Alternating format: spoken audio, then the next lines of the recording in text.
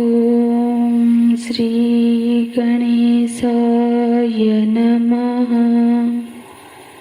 ओम श्री सरस्वतीय नमः। ओम श्री गुरुभ्यो नमः।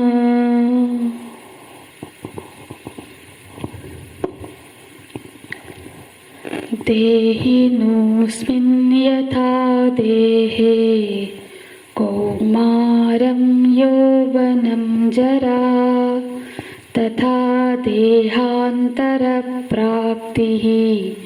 धीरस्तत्र न मुह्यति। धीरस्तत्र न मुह्यति।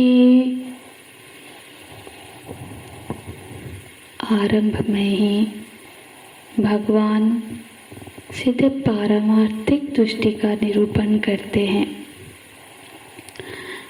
हो सकता है कि किसी के मन में ये प्रश्न उठे कि अर्जुन जी का जो प्रश्न था और वो तो ये था क्योंकि अर्जुन जी उनके बातों से लगता था कि वो धर्म सम्मूढ़ है, धर्म सम्मूढ़ चेता। तो युद्ध धर्म सम्मत है या धर्म सम्मत नहीं है, ये अर्जुन जी की समस्या थी। और उत्तर तो यही होना चाहिए था कि युद्ध करना धर्म सम्मत क्यों है और युद्ध करना चाहिए।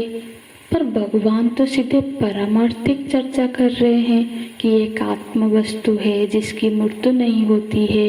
इस शरीर से पूर्व भी आत्मा थी, अभी है, शरीर के पश्चात भी रहेगी। तो सीधे अर्थ में देखो तो ये उत्तर अप्रासंगिक मालूम पड़ता है। हाँ, पर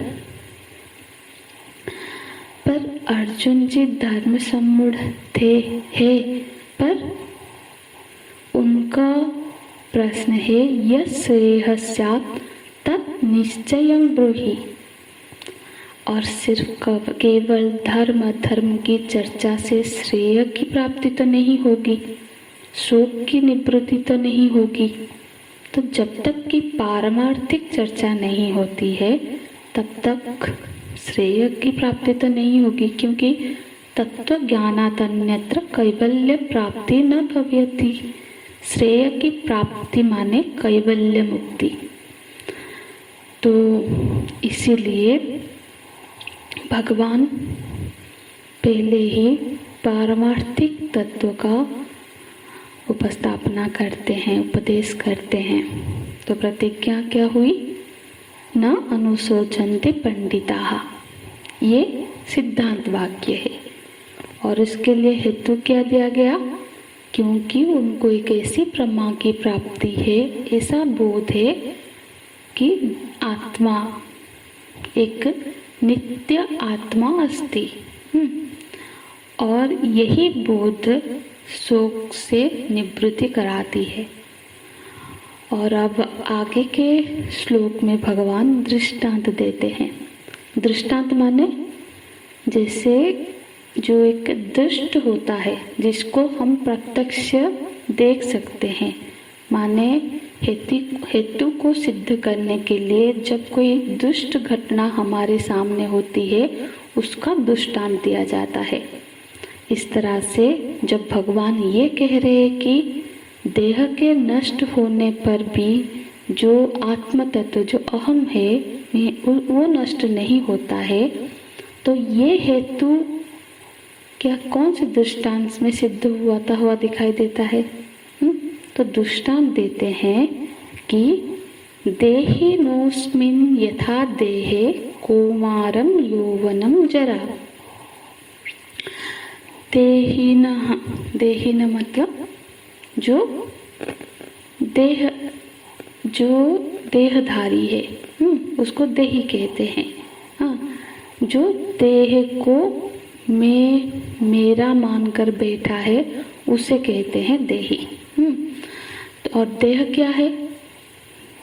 जिसके रहने का कोई मतलब संदेह, जिसके रहने में ही संदेह है, उसको देह कहते हैं। मतलब देह उपचय, देह का अर्थ होता है राशि, एक ढेर, मांस, हड्डी, चर्म, रक्त आदि इसके एकत्र हुई एक ढेर है ये, जिसके लिए हम अभिमान करते रहते हैं।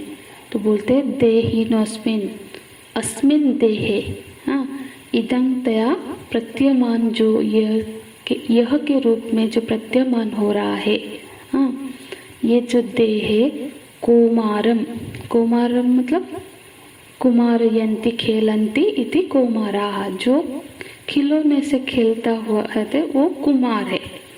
कुमारावस्था गई, फिर युवावस्था आती है, फिर वृद्धावस्था आती है, तो बुढ़ापे के बाद मृत्यु, बुढ़ापे तो मृत्यु की पूर्वावस्था होती है।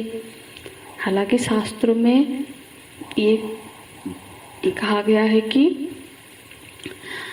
कुछ लोग ऐसे भी होते हैं जो जीवित ही मरे हुए होते हैं, जैसे जीवित सर्व सम 14 प्राणी। कौन है वो सब? जो गुरु को, माता पिता को प्रणाम नहीं करता, जो ईश्वर और गुरु के प्रति कृतज्ञ नहीं रहता, जिसने कमाना तो सीखा है पर खर्च करना और दान करना नहीं सीखा, ये सब लोग जीवित रहते हुए भी मरे हुए के समान है। तो ये तो ऐसे एक ज्ञान की बात थी। तो पर यहाँ पे है देहिनस्मिन् यथा देहे कौमारम यौवनम जरा। मतलब जैसे हम अपने बाल्यावस्था की या जब हम फोटो देखेंगे तो हमको क्या लगता है कि क्या ये मैं हूँ? जिस तरह से इस देह में रहते हुए ही हमने अनुभव किया कि हम कई बार बदल गए, है ना, कि जब हमारी कुमारावस्था थी तो कुमारावस्था नष्ट हो गई, तभी युवावस्था आई। हाँ, मतलब मानो कि कुमारावस्था का मृत्यु हुआ तभी जाके एक युवावस्था आई, युवावस्था का मृत्यु हुआ तब जरावस्था आई।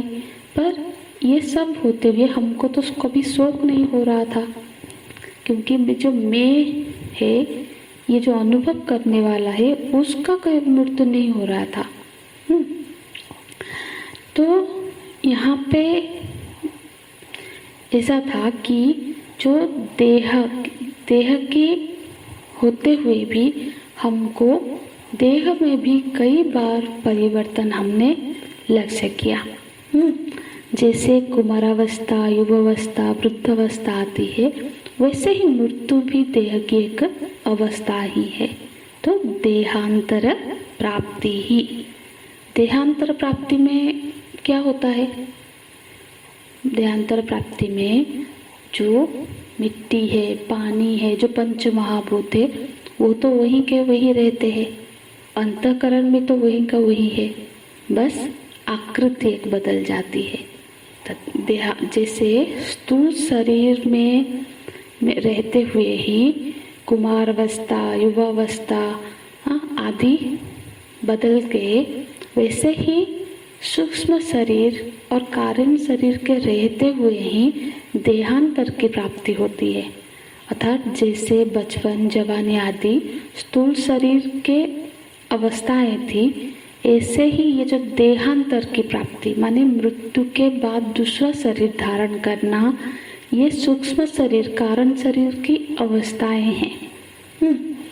इसलिए जैसे हम सुषुप्ति में जाते हैं, तो सुषुप्ति एक ऐसी अवस्था है जहाँ हमें हमारे होने की भान भी नहीं रहता है। हाँ, एक अभान की स्थिति में चले जाते हैं हम। तो उस अभान की स्थिति में जाते हुए भी उस समय भी हमें भय नहीं लगता है, कि शोक नहीं होता है, क्योंकि हमें लगता है कि हमारा ये अभ्यास है कि हम फिर उठेंगे। हालांकि ये कोई प्रमाण सिद्ध नहीं है कि हम उठेंगे, पर अभ्यास जन्य अनुभूति है कि जब भी हम सोए हैं उसके बाद हमने उठा है। मृत्यु भी सुषुप्ति सदृश ही एक घटना है। जिस तरह से सुषुप्ति में अपना होना हमको मालूम नहीं पड़ता है, उसी तरह से मृत्यु में भी अपना होना मालूम नहीं पड़ता है। फिर मृत्यु में जाने से फिर क्यों भय लगता है? क्योंकि मृत्यु के बाद फिर एक नवीन शरीर की प्राप्ति होगी। देखो, जीव अपना कर्मों का फल भोगने के लिए अनेक योनियों में जाता है, नरक में जाता है, स्वर्ग में जाता है, तो सारी योनियां छूट जाती है, स्वर्ग भी छूट जाता है, नरक भी छूट जाता है, पर जो स्वयं शरीरी है, जीव है, वो नहीं बदलता, जीव एक रहता है। तो इसलिए बोलते हैं धीरस तत्र न मुह्यति, जो धीर है। हाँ, धीर पुरुष कौन है? जिसमें धैर्य है, धैर्य। अभिज्ञान शकुंतल में लिखा है कि वर्णन है कि काम, क्रोध, लोभ, मोह, शोक आदि के निमित्त उपस्थित होने पर भी जिनके चित्त में विकार नहीं आता है वो धीर है। तो इससे जो धीर पुरुष, जिनको सत असत का विवेक है, बोध हो गया है, वो इन सब विषयों में मोहित नहीं होते हैं, इसमें शोकग्रस्त नहीं होते हैं। तो हरि ओम तत्सत। ओम पूर्णमदः पूर्णमिदं पूर्णात् पूर्णमुदच्यते पूर्णस्य पूर्णमादाय पूर्णमेवावशिष्यते। ओम शांति शांति शांति। हरि ओम। श्री गुरुभ्यो नमः। हरि ओम।